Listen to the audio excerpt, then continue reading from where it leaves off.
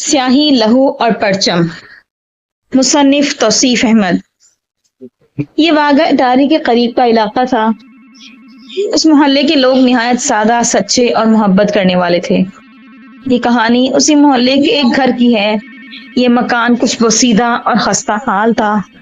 अम्मा कुछ कह रही थी, इमरान, मुझ पर कुछ रहम कर, अपने आप को नाकारा ना बना, कोई छोटी मोटी नौकरी ही कर ले। तुझे क्या मिलता है रोज रोज मेरा खून जलाकर? सारा सारा दिन मोहल्ले की सड़कों पर आवारागर्दी करता रहता है अपने इन लाउबाली दोस्तों के साथ। ना ही तूने दिल लगा के पढ़ाई की, ना ही हमारी तरबियत पर पूरा उतरा। बता मैं तेरा क्या करूं? इमरान, अरे मेरी प्यारी अम्मा, क्यों टेंशन लेती हो? आखिर मेरी उम्र ही क्या है, सिर्फ 17 साल। इस छोटी सी उम्र में मैं करूं तो क्या करूं? माँ, हाँ हाँ, कुछ ना कर, सिर्फ तू हमारा खून पी और मोहल्ले वालों के नाक में दम कर। बड़े भाई रिजवान को देख फौजी बन गया, एक अच्छी नौकरी करता है, कम से कम माँ बाप को सुकून तो दिया है। इमरान, अम्मा मैं ऐसी कोई छोटी मोटी नौकरी नहीं करूंगा। माँ, हाँ हाँ, तालीम में तो तुमने ऐसे मार के सर किए हैं ना जो कोई बड़ा आदमी बने। हर साल तो तू जमात में फेल हो जाता था। वो घर से निकला और गली में कंचे खेलने लगा। एक तो रात का वक्त था, लेकिन वो इमरान ही क्या जो समझ जाए। इमरान के वालिद रिटायर कर्नल थे, भाई फौज में मेजर था। वालिद की ख्वाहिश थी कि मेरे दोनों बेटे फौज में जाएं और इस वतन की खातिर अपना तन मन धन कुर्बान कर दें। एक बेटा तो फर्मा बरदार की ख्वाहिश पर पूरा उतरा था, जबकि दूसरा नादान। कर्नल साहब की फौजी वर्किंग लाइफ का तो कब का खात्मा हो चुका था, लेकिन वक्त की पाबंदी, जल्दी उठना, गोया ये कि वक्त की पाबंदी अब भी नहीं भूले थे और सबको यही तलकीन करते। आज भी जब वो ईशा की नमाज पढ़कर घर लौटे तो रोज की तरह बेटा घर में मौजूद नहीं था। खाना खाया और सो गए। महीना यहाँ कुछ सितंबर का था और साल 1965 का। दुश्मन हमले की तैयारी में मसरूफ था। यहाँ के लोग बेखबर नहीं थे। वो भी जानते थे कि कभी भी रात में यहाँ पर किसी भी लम्हे जंग का आगाज हो सकता है। दुश्मन के पास जदीद असलहा है। फौजी ताकत भी हमसे कई गुना ज्यादा और मुल्की हालात भी हमसे बेहतर हैं। यहाँ तो अभी हम आजादी के बाद संभल भी ना पाए थे कि दुश्मन ने जंग की तैयारी शुरू कर दी थी। कर्नल साहब सतवा बेगम को ये बावर करवा चुके थे कि हमारे दोनों बेटे मुल्क की अमानत हैं और दोनों बेटों को भी फौज में जाने से कोई इनकार नहीं था। लेकिन इमरान लापरवाह सा था और अभी उम्र भी क्या थी, सिर्फ 17 साल। सुबह का वक्त था। अभी सिर्फ सुबह काजिब की रोशनी ही मशरिक की ऊपर पर नमूदार हुई थी कि कर्नल साहब के घर के पीछे पड़ने वाले बाग में सर पर सफेद टोपी पहने नजर आए। वो बकरियों को चारा और मुर्गियों को दाना डाल रहे थे।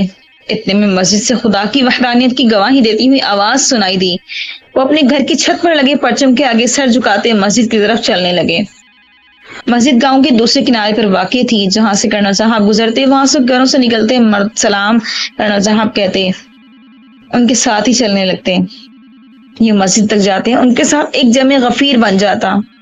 आज भी जब वो मस्जिद की गली में मुड़ने लगे तो वो बाबा जो रोज खामोशी से उनके साथ काफिले में शामिल हो जाता था, वो आ गया। उस बाबा की भी एक अलग ही कहानी है। चलिए ये भी सुनाते हैं। गांव में कोई नहीं जानता कि वो कहाँ से आया और ना ही किसी से बात करता और ना ही वो किसी के घर जाता, सिर्फ अपने ध्यान में गुम रहता। जब शाम की नमाज असर के बाद लोग उसके पास जाकर बैठते और अपने मसाइल का हल पूछते तो वो भी शाज़ नादिर ही वो कुछ बोलता। अगर कुछ बोलता तो सब होता। लोग हर जुमेरात उसकी जगह के गिर्द हार और फूल रख दिया करते। नमाज से लौटे तो सोहरा बीवी ने नाश्ता तैयार कर रखा था।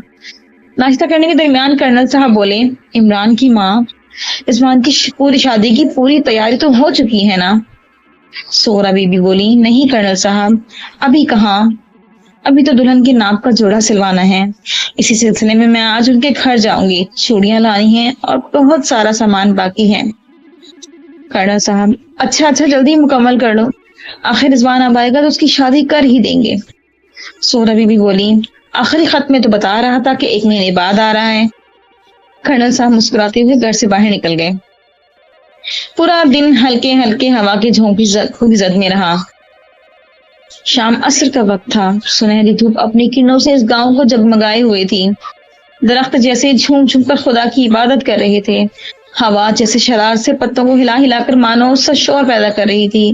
کہیں دور شاید کے گاؤں کے اس قبرستان میں کسی درخت پہ بیٹھی کوئی کسی کوئل نے کو کو کرنا شروع کیا تھا۔ منظر بہت سحر انگیز تھا۔ عصر کی نماز ختم ہوئی تو کرنل صاحب گاؤں کے دوسرے راستے سے گھر کی طرف چلنے لگے۔ یہ ان کا معمول تو نہ تھا، لیکن پچھلے 2 یا 3 ماہ سے معمول بن چکا تھا۔ روز کی طرح عصر کی نماز کے بعد مردوں کی مجلس بابا کے یہاں لگتی۔ سب اسی انتظار میں تھے کہ بابا کچھ بولیں اور ہم ان کی خواہش پوری کریں، لیکن بابا نہ بولے۔ چند لمحے یوں ہی بیت گئے۔ بابا کے لبوں پر حرکت ہوئی۔ شاہد ارمغان نہیں آیا؟ پہلے کوئی کچھ نہ سمجھا۔ بابا پھر بولے۔ آنکھیں بدستور بند تھیں۔ اس بار ڈاکیا حمید نے سن لیا۔ حمید بولا، بابا کرنل صاحب کو یاد کرتے ہیں۔ فوراً 2 بزرگ کرنل صاحب کو بلانے کے لیے اٹھے۔ دفعتاً سامنے سے کرنل صاحب آتے دکھائی دیے۔ وہاں بیٹھے تمام افراد یوں بھینس سے شوق ہوئے جیسے وہ 2 دریاؤں کے کنارے ہوں جنہوں نے کبھی نہ ملنا ہو۔ کرنل صاحب قریب آئے۔ بابا ان کو دیکھ کر کھڑے ہو گئے اور کرنل صاحب کو گلے لگا کر بولے، لاکھ لاکھ وداعیاں، لاکھ لاکھ وداعیاں، دولہا آ رہا ہے۔ اور 2-4 ہار اٹھا کر کرنل صاحب کے گلے میں ڈال دیے۔ کرنل صاحب بیٹھنے لگے تو بابا بولے، نہیں نہیں، یہاں نہیں، تیرا مرتبہ بہت بڑا ہے، یہاں یہاں، اور اسے اپنی جگہ پر بٹھانے لگے۔ کرنل صاحب بیٹھ گئے تو وہ ان پر ہار کھیلنے لگے۔ پھر بولے، ڈھولک لگاؤ، ارے گاؤں والوں ڈھولک لگاؤ، دلہا آ رہا ہے۔ ڈاکیا حمید فوراً گاؤں کے 2 بچوں کو بھیجتے ہوئے بولے، جاؤ، ارے جاؤ، فوراً قاسم ڈھولکی کو بلا لاؤ، اسے کہنا کہ بابا نے ڈھول منگوایا ہے۔ ڈھول والے پورے زور و شور سے ڈھول بجانے لگے۔ پورا گاؤں ڈھول سے گونجنے لگا۔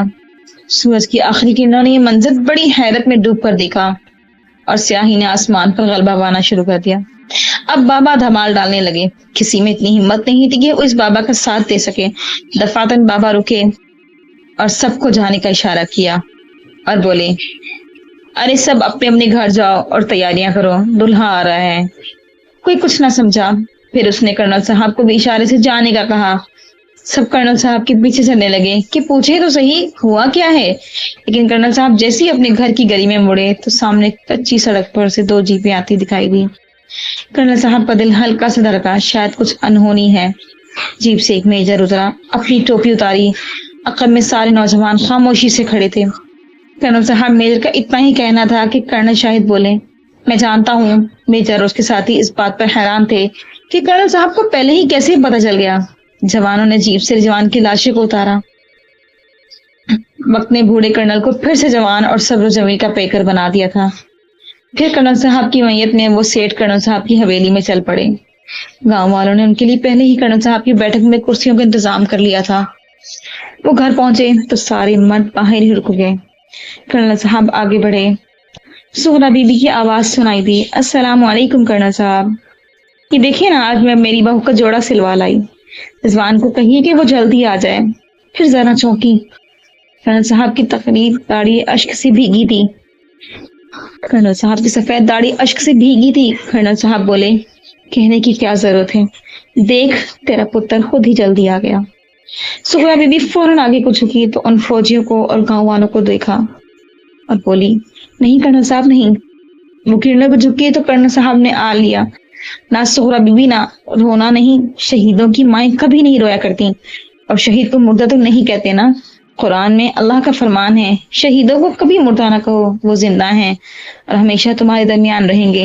چل اب یہ آنسو صاف کر اور ان فوجیوں کے لیے چائے پانی کا انتظام کر۔ شام اب مکمل طور پر سیاہی کی چادر میں لپٹ چکی تھی اور اسی کے ساتھ کرنل صاحب کے گھر پر شب غریبہ اتری ہوئی تھی۔ دور مشرقی افق پر سیاہ بادل جمع ہونے لگے تھے۔ عمران جو شاید خود کے حال میں ہی نہ تھا، بڑے بھائی کی جنازے کی چارپائی سے ہی چمٹا بیٹھا تھا۔ ارد گرد کے گاؤں محلے سے بھی افراد جمع ہونے لگے۔ عشاء کی نماز کے بعد رضوان کا جنازہ پڑھایا گیا اور گاؤں والوں نے اپنے دلہے کو کندھے پر اٹھایا اور اس کی آخری قیام گاہ کی طرف چلنے لگے۔ اب دیکھو تو آسمان پر آہستہ آہستہ کالی گھٹائیں حاکم بن رہی تھیں۔ گاؤں کی گلیوں میں ایک جمع غفیر اور آگے ان کا دلہا، درخت کوئل اور ہوا سب کچھ ساکن تھا، صرف کلمہ شہادت کی گونج تھی۔ وہ بابا ہاتھوں میں چھڑی تھامے اس جنازے کے آگے چلتا جا رہا تھا۔ لوگوں کو ہٹاتے جگہ بناتے دفعتاً وہ رکا اور اپنی لکڑی اونچی کر کے اوپر کی طرف اشارہ کیا۔ اوپر اس مکان کی چھت پر سارا، جو رضوان کی منگیتر تھی، جس نے اپنی زندگی کی حسین شروعات کے کئی خواب سجائے تھے، اس نے اپنا ہرا دوپٹہ سر سے اتارا اور وہ دوپٹہ لہراتا ہوا رضوان کے مردہ لاشے پر آ پڑا۔ ہر ماں، ہر بیٹی، ہر شخص کر کے پورا گاؤں اس جوان بیٹے کی اس دلیرانہ شہادت پر اشک بار تھا۔ قافلہ پھر چل پڑا۔ بابا نے خود اس گبرو کے لیے قبر کھودی تھی۔ جب رضوان کو اس لحد میں اتارا گیا تو ہر آنکھ اشک بار تھی۔ فوجیوں نے گن سے سلوٹ دیا، دعا کے لیے ہاتھ بلند کیے گئے، مغفرت کی دعا کی اور سب واپسی کے لیے چل پڑے۔ کرنل صاحب کی آواز نے سب کے قدموں کو تھاما۔ میری طرف دیکھو۔ کرنل صاحب نے کچھ ریت مٹھی میں اٹھائی اور ہوا میں بکھیری اور بولے، سنو اے میرے قوم کے جوانوں، ہم آج رضوان کی شہادت سے اپنی ترقی کی جانب اور ایک اور قدم بڑھے ہیں۔ سن 47 کے بعد ہی دشمن نے ہمیں اس دنیا کے نقشے پر قبول نہیں کیا تھا۔ پہلے خوب خونریزی ہوئی، پھر ہماری دھرتی پر ہاتھ ڈالے یعنی کشمیر، پھر اسی دشمن نے اسی پر صبر نہ کیا اور اب ہم سے کھلی جنگ کرنے کو بھی بےتاب ہیں۔